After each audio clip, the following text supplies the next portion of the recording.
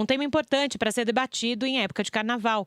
O Alesp Conecta de hoje recebe a doutora Ana Bernal e o doutor Fernando Fabiani para falar de crime sexual. Fique agora com a íntegra da entrevista. Obrigado, a honra é minha, especialmente por estar aqui do lado da professora Ana, que é uma companheira de advocacia criminal, né, professora? E institucional, também, né? E de gestão da nossa ordem. É um prazer de qualquer modo. Muito obrigado, viu, Roberta? Roberta, muito obrigada pelo seu convite. É uma honra estar ao lado do nosso nobre conselheiro Fernando.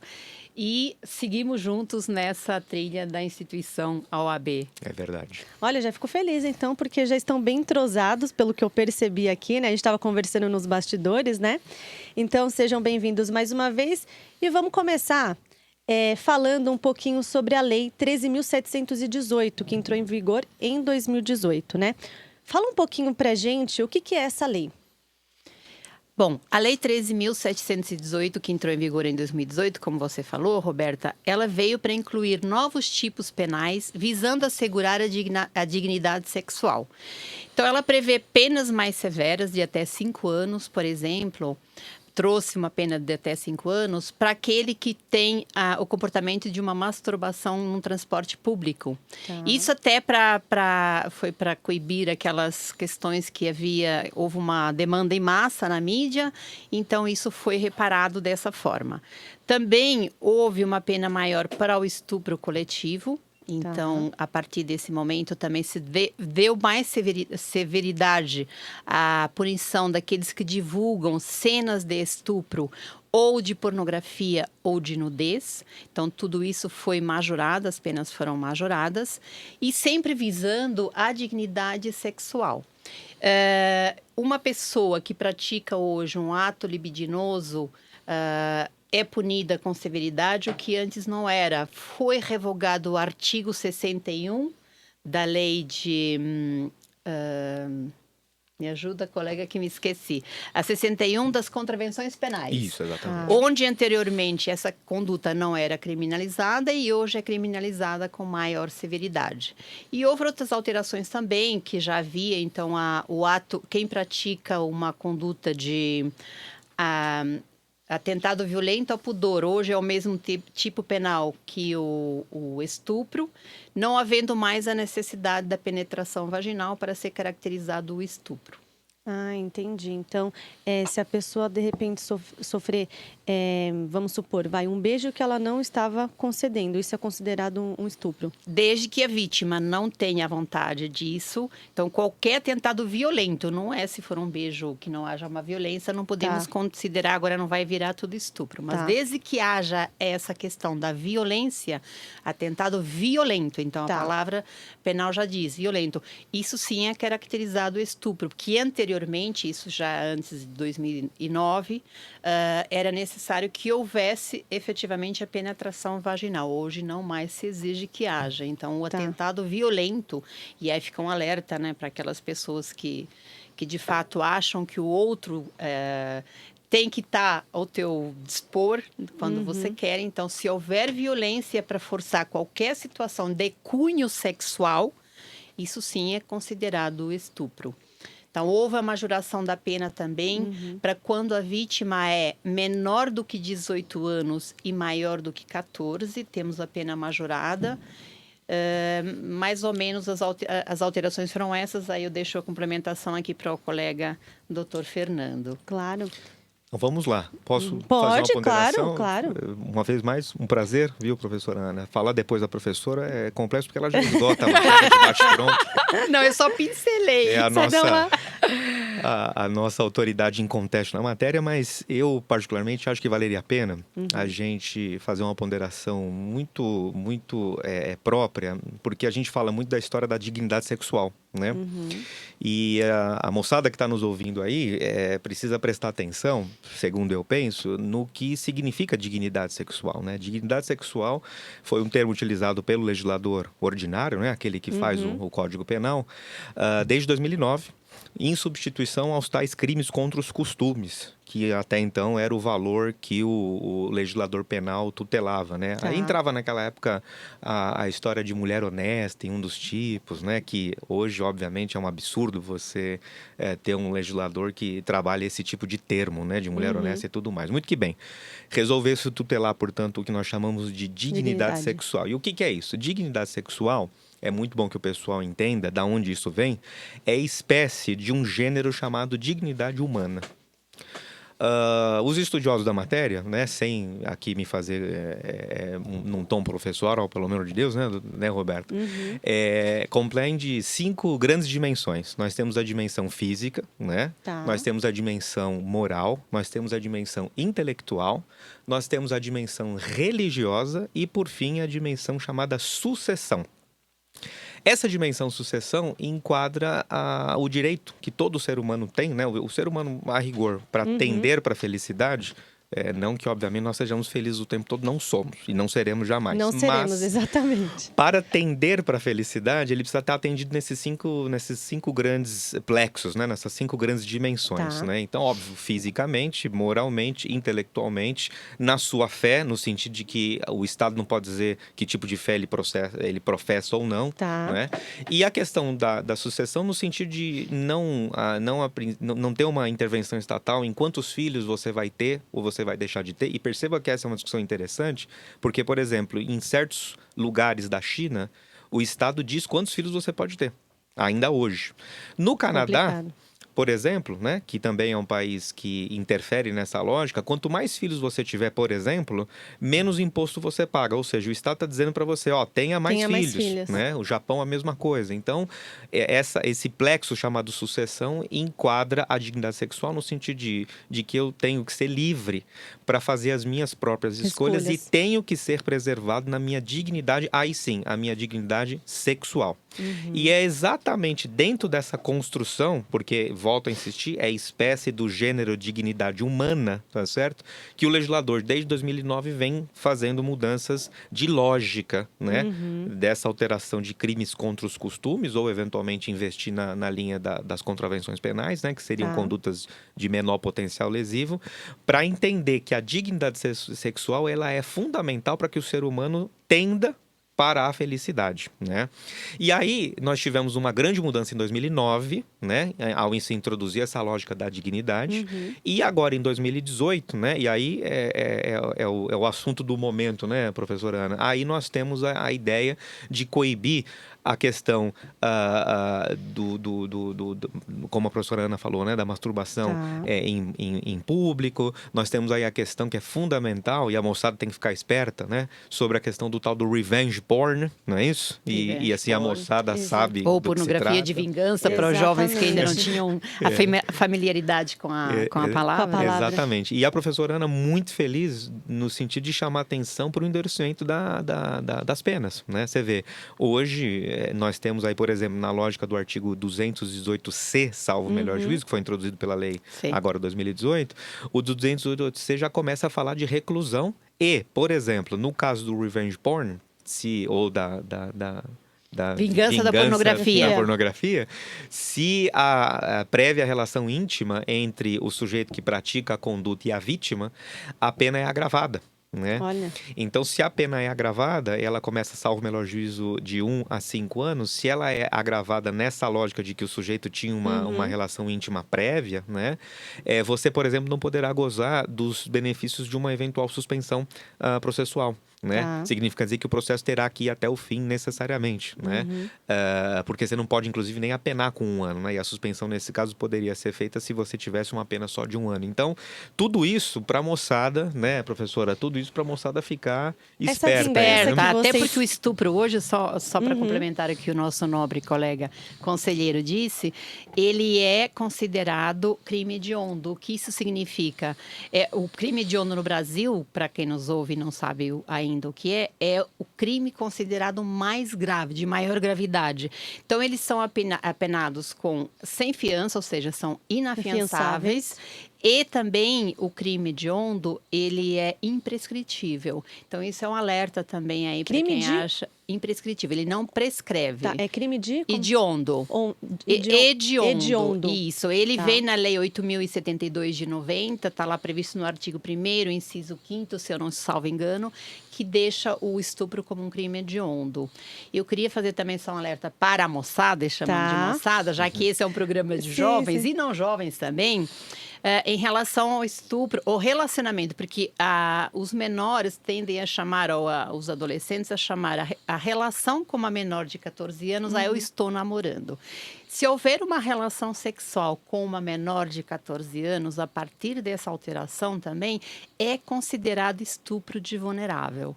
Então, toda menor de 14 anos, mesmo que ela tenha consentido aquela relação e mesmo que haja um namoro precedido, até consentido por familiares, isso é considerado estupro de vulnerável, tá? Está no artigo 217-A, uma pena de 8 a 15 anos de reclusão.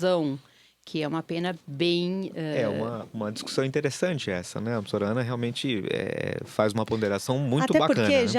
já vi assim, vamos dizer assim, pessoas acima do 18 namorando com pessoas mais novas.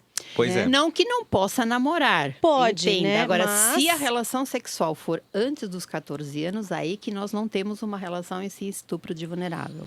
Inclusive, a gente recebe no escritório até mesmo ela estando defesas consciente, nesse sentido. Mesmo doutora. ela permitindo e mesmo havendo um relacionamento pré-existente. Porque se Havia... entende que essa vítima ainda não tem o consentimento pleno para consentir aquela relação. Havia uma discussão, né, professora Ana, e a gente acompanha isso no cotidiano, havia uma discussão antes da entrada em vigor da lei em 2018, no âmbito do STJ, em que se considerava que, em alguns casos, né, se a vítima tivesse eventualmente praticado ato sexual antes, a questão do consentimento, conhecimento prévio da família, relação então com outros, inclusive. Tinha uma discussão nesse sentido. Mas fato é que, a partir de 2018, o legislador fez uma escolha, né? E ele, a princípio, consolidou que não interessa qualquer outra variante. Fez sexo com menor de 14 anos, parte-se do pressuposto que nós estamos aí diante de uma conduta delituosa, independentemente de qualquer outra variante. Era uma discussão.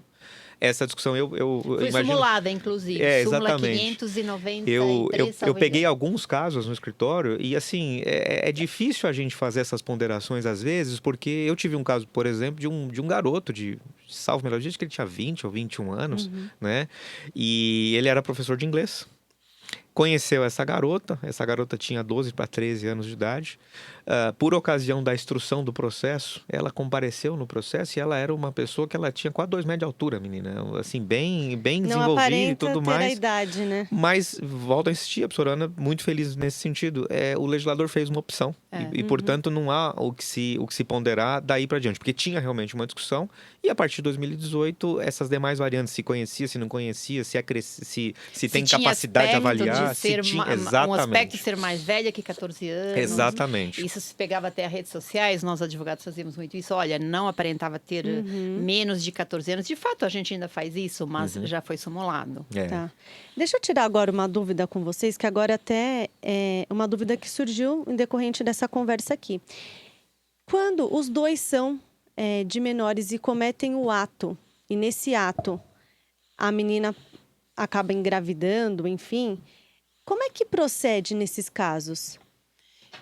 Menor de quê? De 18 ou menor de 14? Menor de 18. Não há... Como eu falei, o estupro de vulnerável é menos de 14. Então, se ela está entre os 14 e os 18, é uma relação de menor se ela é consentida. Já não há que se falar em estupro de vulnerável. E o que é...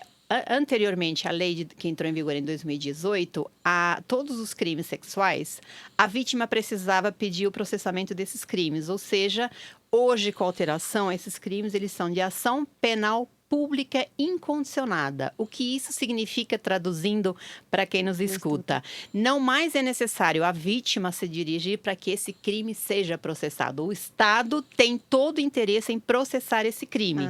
Perfeito. Então, se há essa gravidez nesse período, eu acho que tem que haver prevenção. Aliás, temos até uma campanha aí do Sim, governo agora sim. que está causando uma celeuma tremenda, Pois é. né? Eu, como feminista e defensora dos direitos da mulher, acho que ela tem um cunho machista, porque diz para a mulher se cuidar e prevenir a gravidez, né? Já pegando aí o gancho, como se o menino não fosse Pois responsável é, pela partindo de um gravidez também. pressuposto lógico, valorativo, totalmente equivocado, como se a responsabilidade Sim. fosse apenas e tão Da somente da mulher. menina, né? Isso é complicado. O que é um equívoco. Só complementando o que o nobre colega falou em relação à pornografia de vingança, a Lei Maria da Penha, que defende e protege os direitos da mulher, isso veio para justamente quando há uma relação entre o homem e a mulher e acaba essa relação e o homem tende a fazer vingança, em especial quando a mulher põe fim ao relacionamento, é muito comum. Ele começa a fazer chantagem com esse material que ele tem armazenado, ou fotografias, ou filmes de nudez, ou de relação entre os dois. Ele começa a fazer uma chantagem com essa mulher, dizendo, se você não reatar essa relação comigo, eu vou te expor nas redes sociais. Então, isso anteriormente não havia uma punição.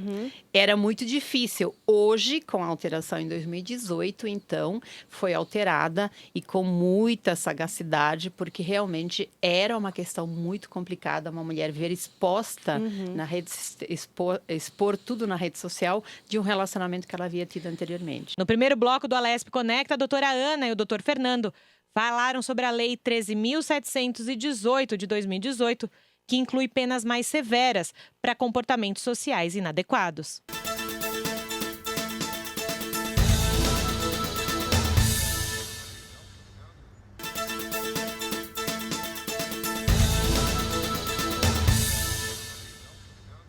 Nesse segundo bloco do Alesp Conecta, nossos convidados falam sobre como as pessoas devem agir com relação à importunação sexual. Vamos voltar a essa questão das redes sociais que a senhora até citou no último bloco, e aí eu queria também que o doutor falasse. A gente está chegando na época do carnaval, né?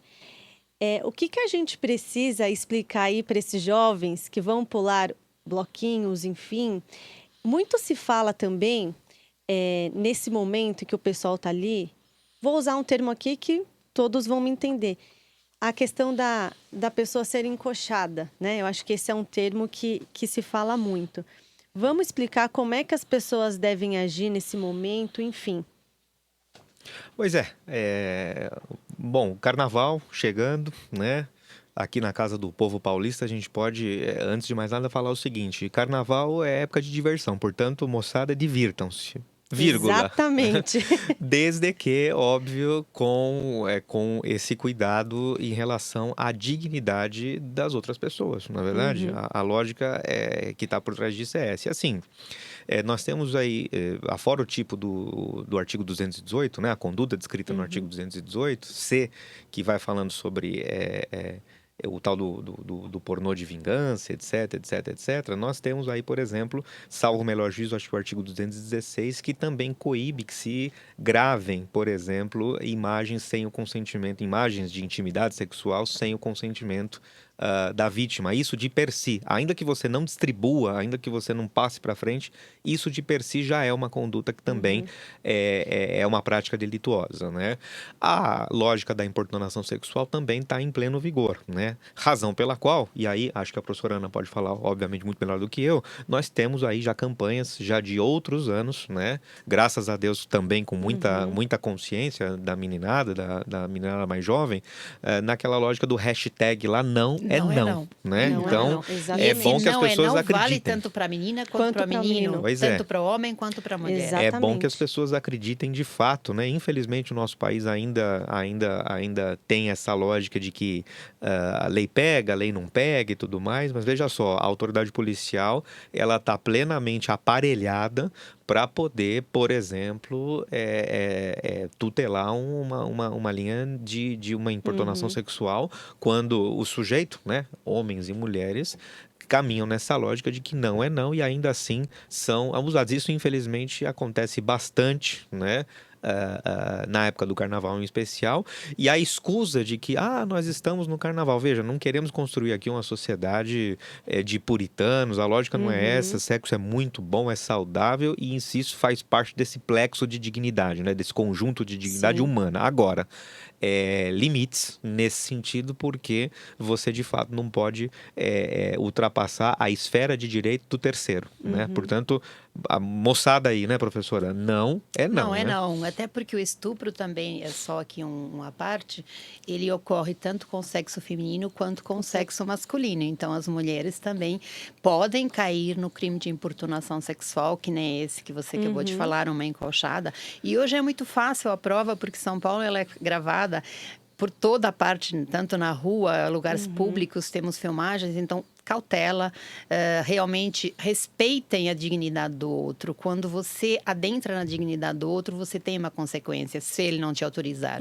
Então, na verdade, o que nós temos que preservar? O respeito pelo Com próximo. certeza. Seja ele sexual, seja ele, enfim, de qualquer natureza, o respeito tem que prevalecer. Não é porque é carnaval que eu vou perder o respeito, seja por quem for. Lógico, divirta-se, o carnaval é super prazeroso, tá aí, é uma festa tão tradicional no Brasil, mas que ela seja com menos incidências, principalmente nessa questão da falta de respeito que leva a crimes praticados e muitas pessoas acreditam que não sejam crimes. Eu fico muito feliz, não sei se o colega compartilha da mesma opinião, em relação a esses jovens, e eu digo jovens mesmo adolescentes. Eu acredito, e é o que me parece, que eles já têm uma consciência muito maior do que tem, por exemplo, os jovens acima de uns 19, 20 anos. Essa juventude que vem aí, 16, 17, eu acho que eles já têm muito mais esse respeito, ele já acho que tem um entendimento melhor do que é o cunho sexual, um ato de cunho sexual, talvez pelas campanhas que tenham passado na mídia, e a gente agradece muito a mídia e esse programa que a gente tem aqui. A gente usa muito as redes sociais para isso, né? Sim, e é muito interessante e muito importante, até porque os jovens só conseguem realmente ter um respeito adequado se houver divulgação do que é a dignidade sexual. Aliás, o professor nos deu hoje aqui uma aula sobre isso. Com certeza. E eu acho que hoje as pessoas estão mais conscientes. Inclusive, o que a senhora falou, eu concordo. Esses jovens, eles estão mais conectados, se é assim que a gente pode dizer, né? Sim. Então, é assim, não é não. E se acontecer alguma coisa, o pessoal tá ali junto, né? Para não abandonar ninguém que está passando por uma situação. E a questão, a gente sabe que nesse momento se usa muito transporte, né? E aí, o transporte, às vezes, ou sempre, é lotado em determinado horário, enfim. Como é que a gente pode se comportar dentro de um espaço público? Porque, às vezes, é lotado, né? Às vezes, o homem não está nem com intenção de encostar na mulher. Eu, por exemplo, eu estou sempre assim, procuro se tem uma mulher atrás de mim, se não tem, eu já viro de lado. Eu faço dessa forma, né? Uso o transporte público todos os dias. Mas como que as pessoas devem agir se caso acontecer alguma coisa dessa forma? Importunação, você quer dizer, Roberto? Tem que registrar um boletim de ocorrência, porque se realmente houve importunação sexual, hoje tem ônibus também e metrôs que também têm câmeras.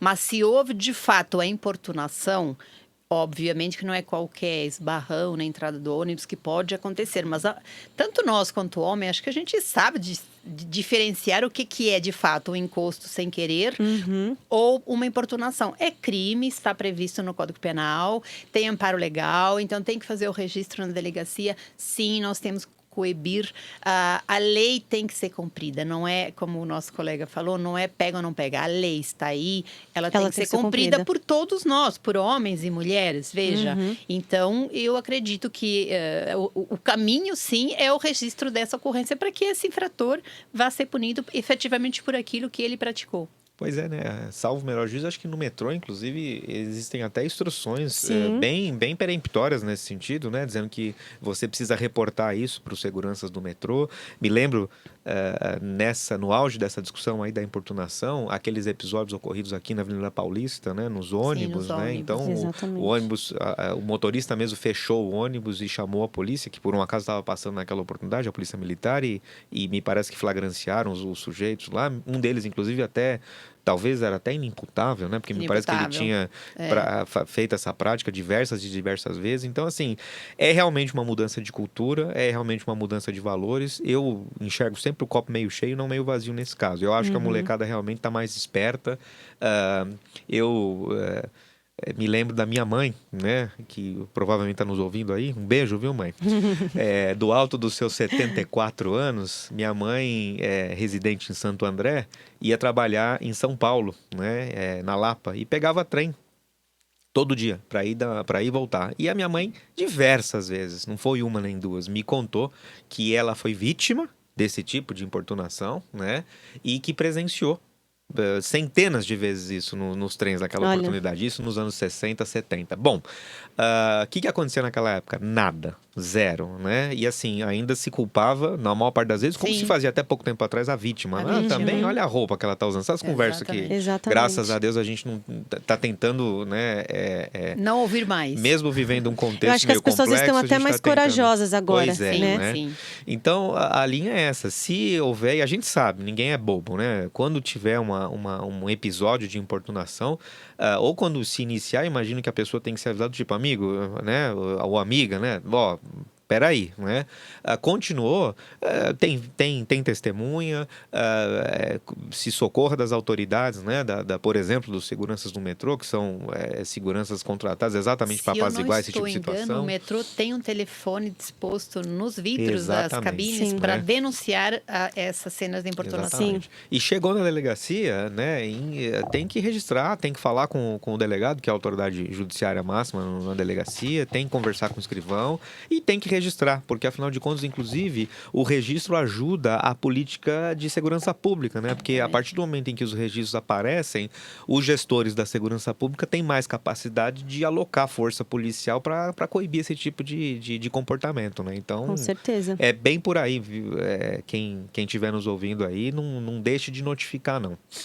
Tem uma outra questão que eu acho que as pessoas também têm muitas dúvidas e eu queria que vocês explicassem rapidamente. A gente já está chegando ao final do programa, infelizmente. Já, Roberta! Mas eu queria que vocês explicassem qual que é a diferença da importunação sexual e o assédio sexual. Tem diferença? Eu falo do assédio, deixa a importunação para o doutor. Doutora é nossa autoridade aqui hoje. O assédio sexual, ele é quando existe, através de um superior hierárquico, seja ele em que forma for, tanto de homem como de mulher, novamente, e ele assedia essa pessoa com a troca, o benefício ou a chantagem. Tá. Então, vou trocar isso numa forma que todo mundo possa entender. Então, um superior, que é um chefe, que comumente se chama, por exemplo, fala para um funcionário, um subordinado seu, que tendo aquela prática sexual, eu te promovo de cargo, por exemplo. Tá. Ou pior, se você não praticar comigo este ato sexual, que pode ser troca de beijos, enfim, não necessariamente o ato sexual em si, você será demitido.